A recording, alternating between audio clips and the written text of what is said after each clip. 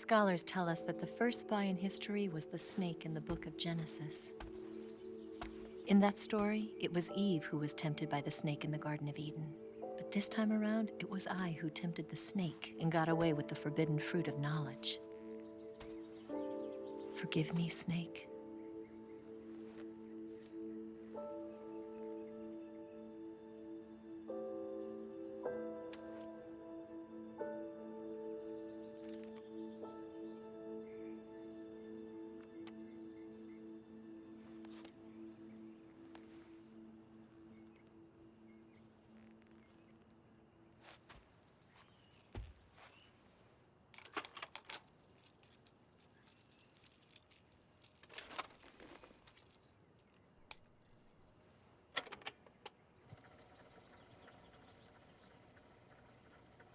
Good morning, Snake. I hope you slept well. First of all, I have to apologize. I wasn't sent by Khrushchev. I'm not a KGB spy, and I never worked for the NSA. I'm an agent of the People's Republic of China for the General HQ 2nd Department of the People's Liberation Army. It was all a lie. I tricked you. And I'm sorry.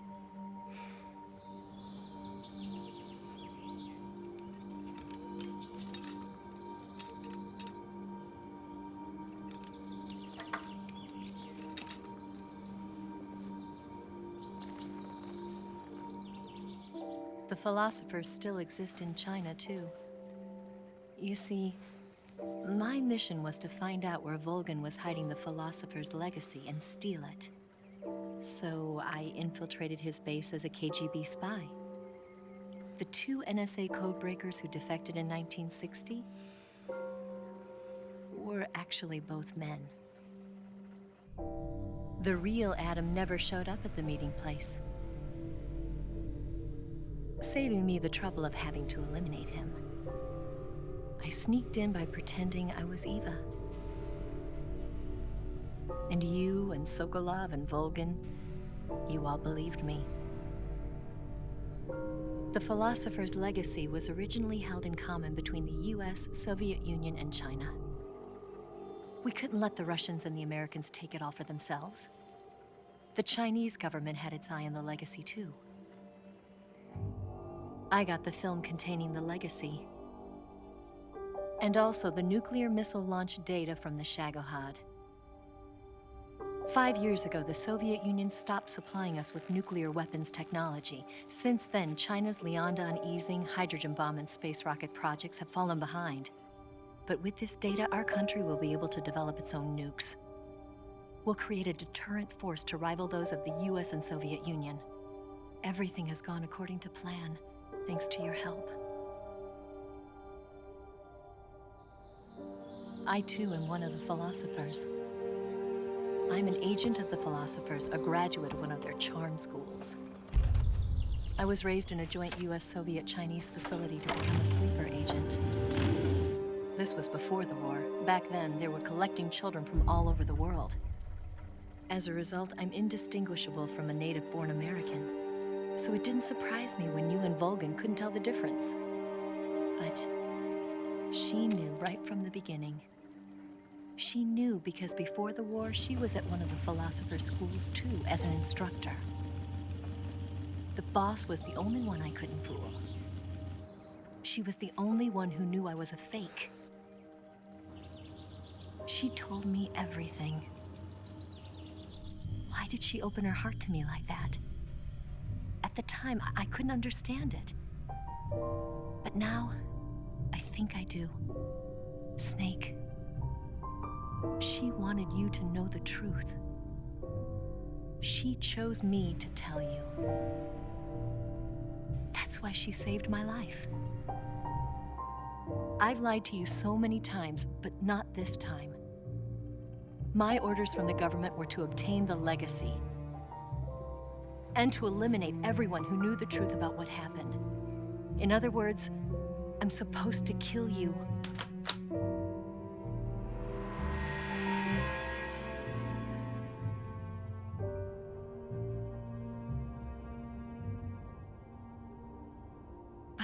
do it.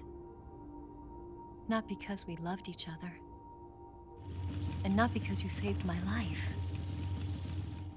But because I made a promise to the boss. And I intend to keep it. I just wanted you to know. And you have to live.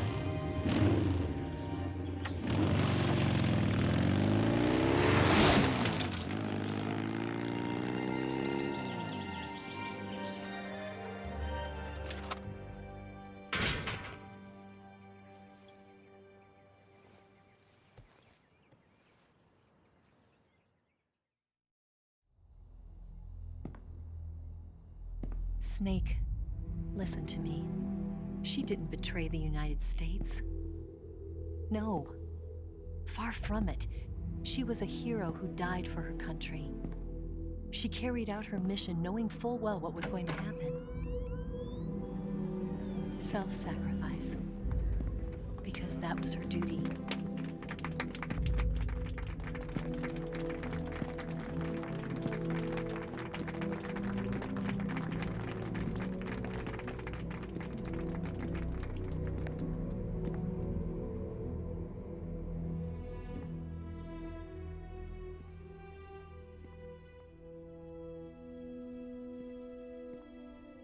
You are above even the boss.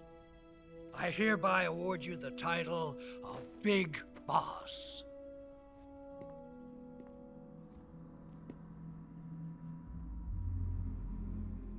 You are a true patriot.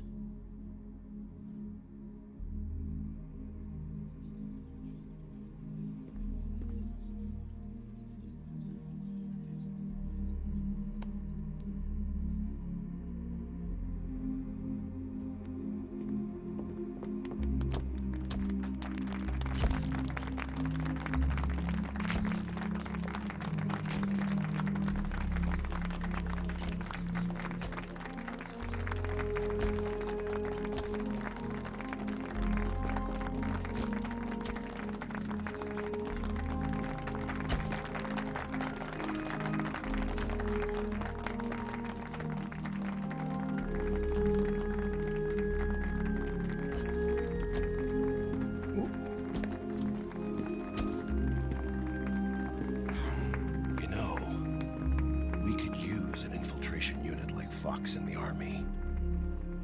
Someone like him to handle our top secret sneaking missions for us. A man who combines the qualities of a soldier and an agent. The boss's defection was a ruse set up by the US government. It was all a big drama staged by Washington so they could get their hands on the philosopher's legacy. And the boss was the star of the show. They planned it so that they could get the legacy that Colonel Volgin inherited and destroy the Shagohod at the same time. Only a legendary hero like the boss could have earned Volgin's trust. Finding out where the philosopher's legacy was hidden was to be her greatest mission. Everything was going according to plan. But then something happened that no one could have predicted. Colonel Volgin fired an American-made nuclear warhead at Sokolov's research facility. Khrushchev demanded that the US government provide proof that it wasn't involved. They couldn't just abort the operation to steal the legacy. So the operation itself was greatly expanded and revised. The authorities in Washington knew that in order to prove its innocence, they'd have to get rid of the boss. And that one of their own would have to do the job. The public couldn't be allowed to find out about it. Not ever. This, they concluded, would be the best way to keep the whole thing under wraps. The boss wouldn't be allowed to come back home alive.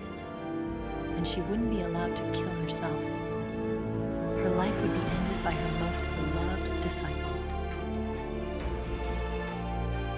That was the way the government wanted it. That was the mission she was given. And she had no choice but to carry it out. Her death at your hands was a duty she had to fulfill. Out of duty, she turned her back on her own comrades. A lesser woman would have been crushed by such a burden. The taint of disgrace will follow her to her grave. Future generations will revile her. In America as a despicable traitor with no sense of honor. And in Russia as a monster who unleashed a nuclear catastrophe. She will go down in official history as a war criminal. And no one will ever understand her. That was her final mission. And like a true soldier, she saw it through to the end. But I think she wanted you, of all people, to know the truth. She wanted to live on in your memory. Not as a soldier, but as a woman. But she was forbidden to tell you herself. And that's why she told me. Snake, history will never know what she did. No one will ever learn the truth. Her story, her debriefing, will endure only in your heart.